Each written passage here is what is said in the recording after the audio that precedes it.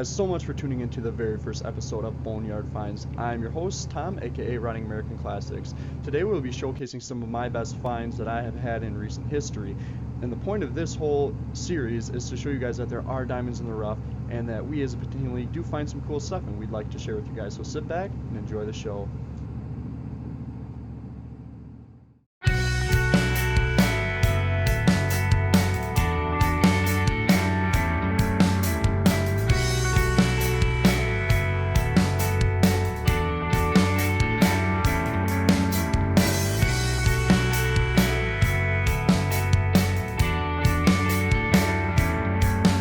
Okay, so up first we have this 1968 Caprice Classic Mordor car, and for what it is actually pretty solid.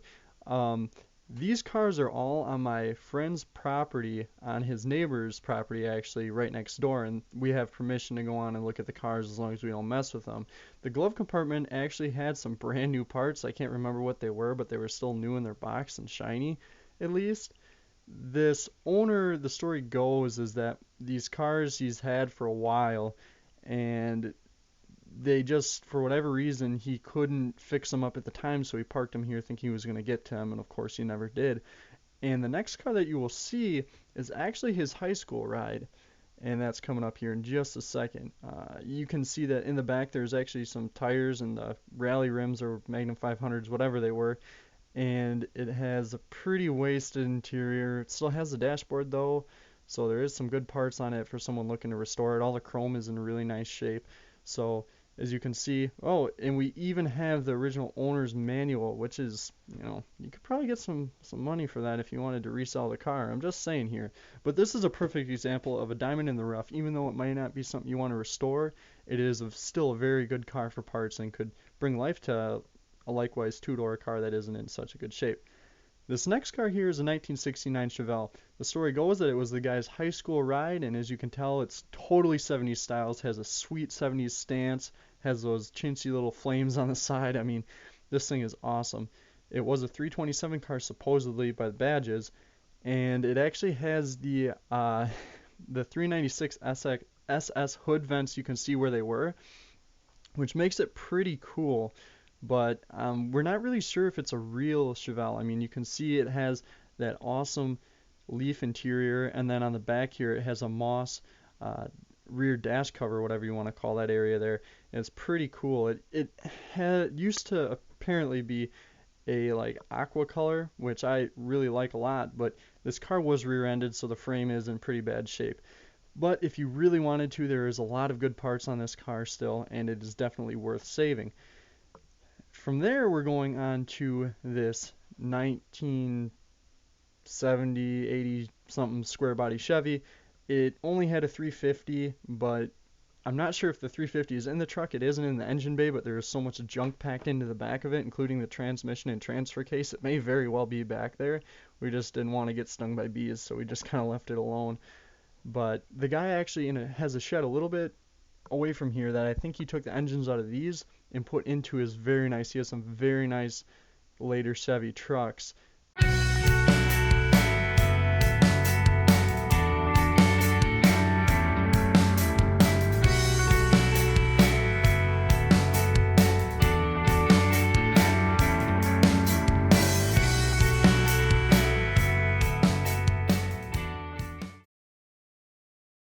Alright, so the next vehicles we have here are three 1963 Cadillacs. Two of them are Coupe de Villes, and the other is a Sedan de Ville, I believe. They are both they're very cool cars. Let's get this straight here. The guy is actually a collector of Cadillacs, and he has about a dozen cars total, 6 of which are in storage, very nice. He plans to get to these someday. Now, as you can see, the first one is probably the nicest out of the group. It is pretty intact, has a good interior, looks good. The second car has some rust. The chrome it looks in good shape, but some parts are completely wasted.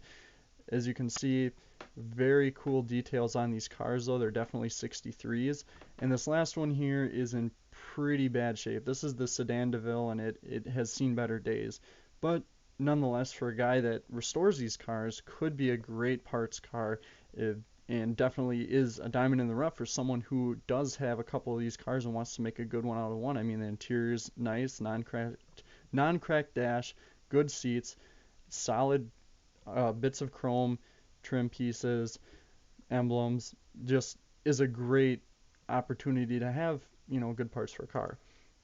Okay, so this is a good example of why we should save these cars. This 1967 SSRS convertible 350 Chevrolet Camaro is in very pristine shape for a 20-year restoration. It has some chips, has a couple scratches, whatever, who cares? It is in pristine shape for how old this restoration is and how much this guy drives it. Craig took a beautiful care of this car and did a very good job of restoring it to how it is today, years ago when he was younger. I think it's really cool to see these Camaros that are convertibles because you really don't see them with these options as they're convertibles. Now, if I remember correctly, a 67 really should have side marker lamps, which I don't think this one does, but maybe that's just my memory getting the best of me. I could be wrong. This next one we have here is another, I believe, 63 Caddy, and it's in better shape. I think this one's a survivor car. I actually think it's real original. It has a beautiful interior. It is a true convertible. I mean, obviously it's a convertible, but it's very nice. I like the color. It is a little faded in some spots. That's why I think it is a. I didn't ask him because he was busy at the time, but I'm pretty sure this is a survivor car and mostly original. And man, look at the chrome on this guy. This thing is, even being an older car, you got to give this thing credit. It is definitely a luxury car. We also have this other parts car. I believe he said it was like a 66 or 67. It's essentially a parts car, but he's pulling the engine for the black car, I believe, on the right, which is also another 63. I don't know. He has a thing for these cars, I guess, but it's very nice. It's a four-door, but it has some shiny panels. It's very straight, fairly rust-free. The interior, for what it is spectacular. I mean, look at that. It's hard to see the gauges here, but I mean, look at the seats, look at the chrome inside. It's really really nice, and it's a very nice sedan DeVille. And just pulling around the back here, and I definitely would like to thank Craig for letting me to take a look at all of his cars here because they were truly beautiful. And if you do want to buy one of these cars, get in touch with me because they can be bought, and he also buys caddies.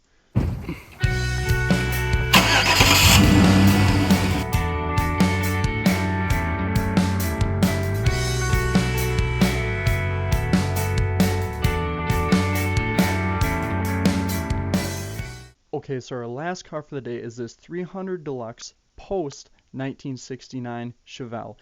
It has very solid sheet metal, literally a shiny frame underneath, and has been sitting here for about 5 to 10 years as is, completely abandoned. The chrome is great. The emblems, meh, but who really cares? The interior could be recovered to the original triple black, and it is pretty nice. It is originally a six-cylinder car, but since the engine is out, it gives you a perfect opportunity to put in a 350. And for someone looking for a project, this is just a great vehicle and truly a diamond in the rough if you could get it for a few $100s or something if you could track down the owners, which I do plan to do in the future. As you can see there, my dad is very into this car. He really likes it quite a bit. But a little bit of crap in the inside, but not really too bad. I mean, you need some fender work, but who really cares? Anyways, guys, that is going to sum up the very first episode of Boneyard Finds. I'm Tom, running American Classics, your host. Hope to see you guys on the next installation of this series, and go and follow some of our members. We would very much appreciate you guys to help and let us know what we can do